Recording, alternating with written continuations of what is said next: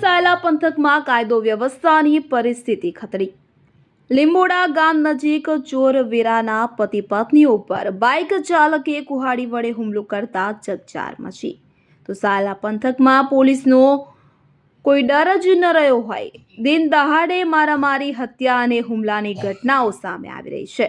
ત્યારે સુરેન્દ્રનગરના જિલ્લા સાયલા તાલુકાના લીંબોડા ગામ નજીક રોડ વચ્ચે બાઇક ઊભી રાખી ચોરવીરાના શખ્સે કાર સવાર પરિવાર પર હુમલો કર્યો હતો કે જેની ફરિયાદ દોખા રાખી કુહાડીથી હુમલો કરી કારના કાચ તોડી નાખ્યા હતા। જોકે ચાલકે કાર રિવર્સમાં ચલાવીને જીવ બચાવ્યો હતો। સુરેન્દ્રનગર જિલ્લાના સાયલા તાલુકાના ચોરવીરા ગામે રહેતા અશોકભાઈ રણછોડભાઈ ઝડિયાની પત્ની કોમલબેનને છાતીમાં દુખાવો થતો હોય બોટાદ દવાખાને દીકરી સાથે જઈ રહ્યા હતા।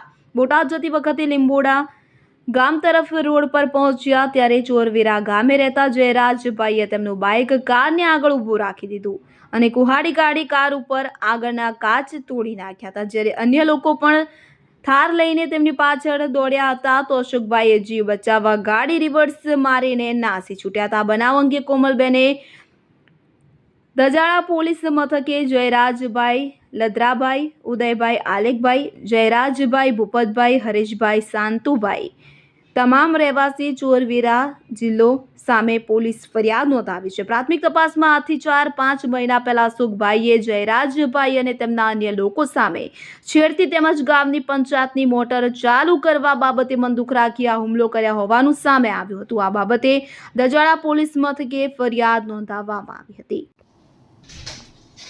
સમસ્ત કોળી ઠાકોર એકતા સમિતિ ગુજરાતના માધ્યમથી રાજ્યના મુખ્યમંત્રી અને રાજ્યના ગૃહમંત્રીને આવેદનપત્ર લખવામાં આવ્યું કે તાજેતરની અંદર સાયલા તાલુકાના ચોરવીરા ગામની અંદર એક ઘટના બની।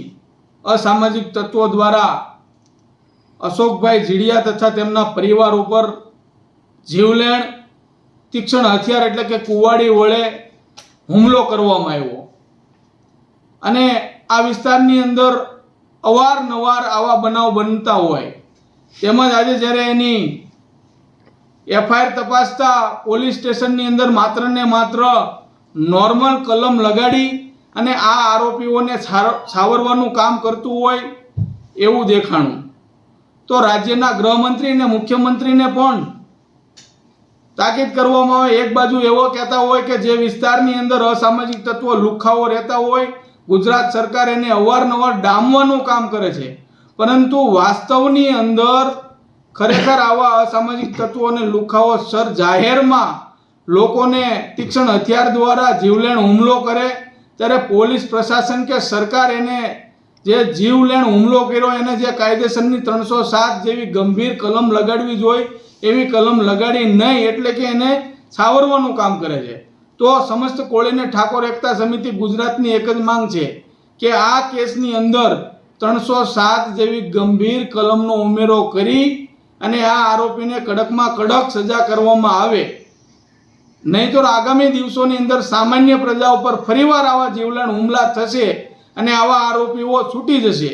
તો અમારી એક કડક માંગ છે અને આ વિસ્તારની અંદર આવા અનેક બનાવ બને છે, તેમ છતાં પ્રશાસન કે સરકાર આવા લુખ્ખાઓને ડામવા માટે કોઈ પણ પ્રકારનું કોઈ એવા ઠોસ કદમ ઉઠાવતા નથી। તો અમારા સંગઠન થકી અમે એવી માંગ કરવી છે કે જે પણ આ અશોકભાઈ અને એના પરિવાર ઉપર હુમલો કર્યો આ તમામ આરોપીઓને કડકમાં કડક સજા મળે અને આ વિસ્તારની અંદર ફરીવાર આવા કોઈ પરિવાર ઉપર ઘટના ન બને એટલા માટે એને કડકમાં કડક સજા આપવામાં આવે અને 307 કલમનો ઉમેરો કરી અને આ આરોપીઓને જેલ હવાલે કરવામાં આવે એવી અમારી ઉગ્ર માંગ છે।